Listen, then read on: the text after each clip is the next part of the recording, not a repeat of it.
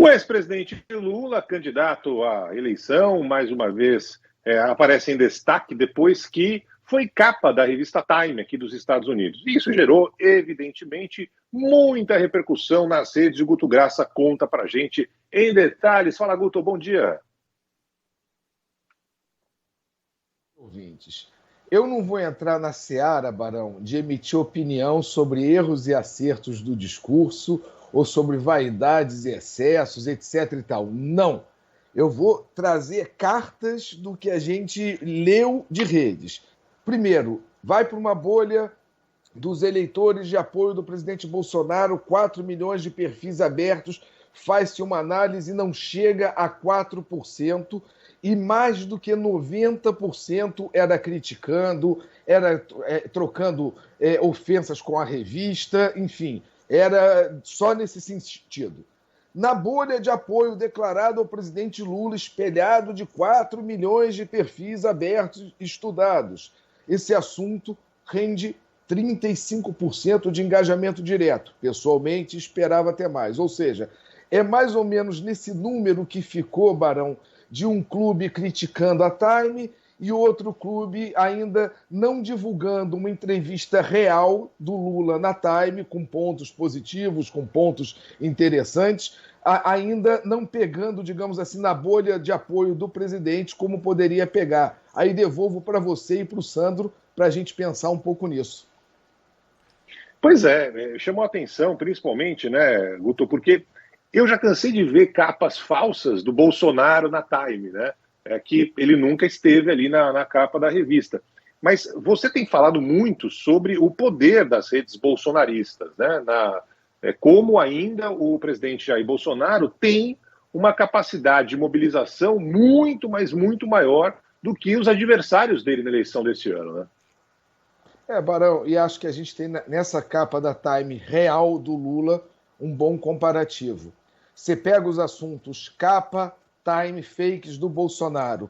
Elas têm quase 3 vezes mais, ou seja, 2,8 vezes mais densidade do que a capa real do Lula. Aí você vai dizer, não, mas é o bolsonarista. Não, talvez você, quando postou aquilo, zoando ou caçoando do bolsonarista, olha, eles estão postando capa fake, ou seja, acaba numa construção quando o Lula dá uma entrevista real à Time e isso fica menor do que as densidades das capas fakes e das capas de meme com o Bolsonaro na Time. Ou seja, é muito complicado, às vezes, a gente analisar e compreender rede tentando jogar uma lógica que, às vezes, a resposta não está sendo lógica, segue um outro caminho, né? Ou seja, o meme, às vezes, pode ficar mais forte do que a realidade. Mas essa é a sociedade a qual a gente está lidando e qual a gente vai vendo o ensaio ao vivo, Barão. Não tem prévia, é tudo que a gente está vendo, é fato novo, é uma sociedade exposta a fatos novos como esse.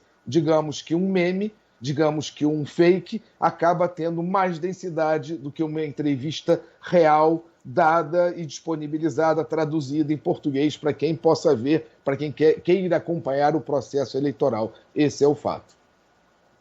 Guto, fala, Sandro. Opa, saindo dessa disputa para outra, vamos falar de futebol? A gente teve nessa semana Champions, Libertadores, Sul-Americana, um joguinho mais ou menos ontem, né, Barão? Não foi muito legal não, Real Madrid-Liverpool?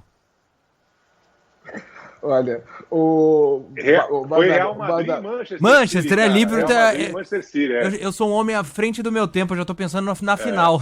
Na final, tá bom. Pois é, o que é interessante é o seguinte, a gente tem que começar a entender que algumas mídias, elas andam em conjunto. O Twitter anda em conjunto com rodada de futebol.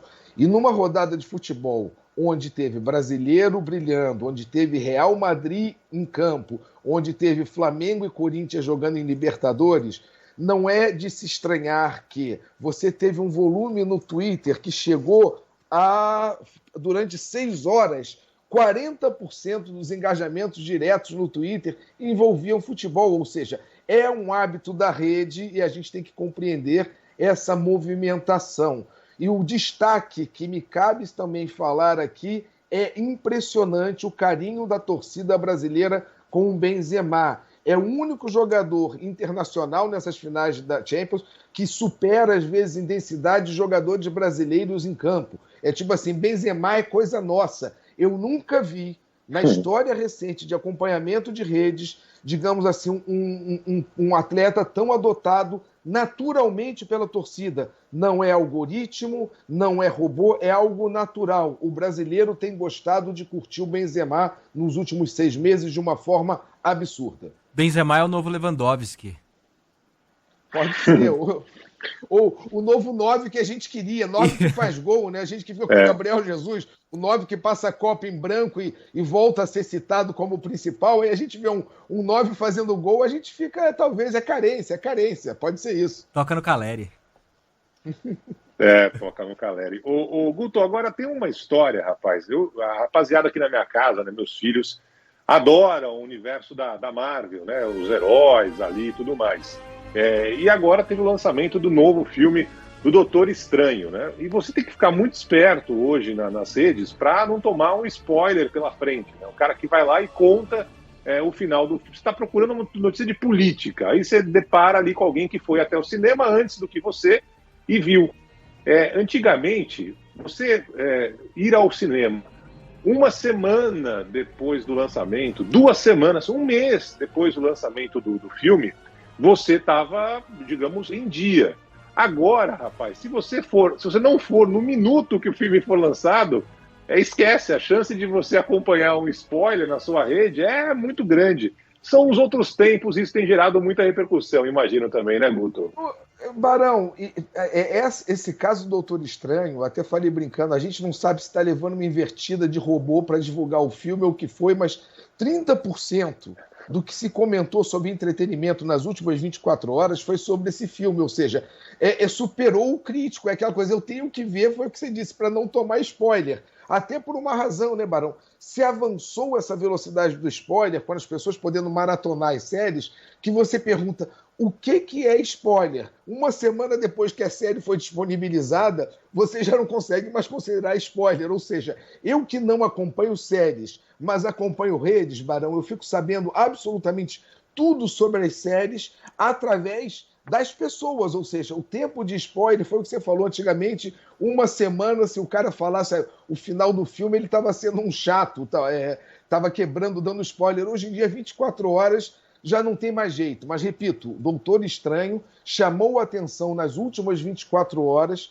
se é robô, se foi vontade própria de pessoas, se foi realmente esse desejo de mostrar, estou presente nessa saída de pandemia, mostrando que foi ao cinema, o que foi eu não sei, mas foi 30% sobre entretenimento, foi uma atividade extra nas últimas 24 horas, merece sim a menção, por isso a gente está falando aqui e não adianta, não conseguiremos fugir do spoiler, Barão, lamento informar, mas isso é inevitável, as redes trouxeram esses, digamos assim, sabores e dissabores. O spoiler é uma velocidade que não é mais o chato falando do filme na saída da fila, né? Contando para quem vai entrar. É digital hoje.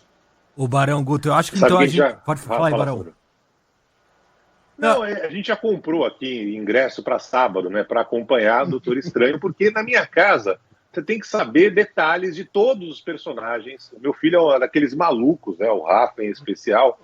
E na hora que minha esposa foi comprar o ingresso, só tinha vaga para aquela primeira fileira, que ninguém quer ficar, porque fica aquela tela na frente, né? Você tem que ficar deitado praticamente para enxergar o filme.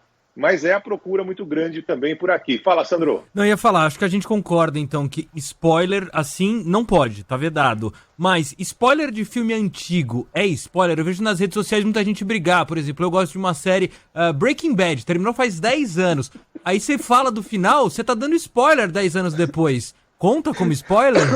Não, olha, pelo bom senso, sem querer ser juiz ou régua de valor, reclamar de final de série, de que acabou há 10 anos, lamento informar, Badaró, quem reclamar disso, você diz, o cara tá reclamando do final de Romeu e Julieta. Lamento informar, mas já virou parte da história. O que eu sempre acredito é que não adianta a gente falar que acabou porque daqui a uns 5 anos resolvem ressuscitar a série, aquela cena final, e vou dar um spoiler aqui do Walter White, achando que morreu, o coração dele volta a pulsar e volta a série, ou seja, eu nunca sei até que ponto pode ressuscitar quase que personagens do limbo, do nada, para buscar algum extra no final dos aficionados, Badaró, ou seja, não dá para fazer previsão, não. Eu acreditaria até mesmo na volta de Walter White, tanto quanto os flamenguistas acreditam na volta de Jorge Jesus para o Flamengo. Ou seja, acreditar todo mundo pode acreditar.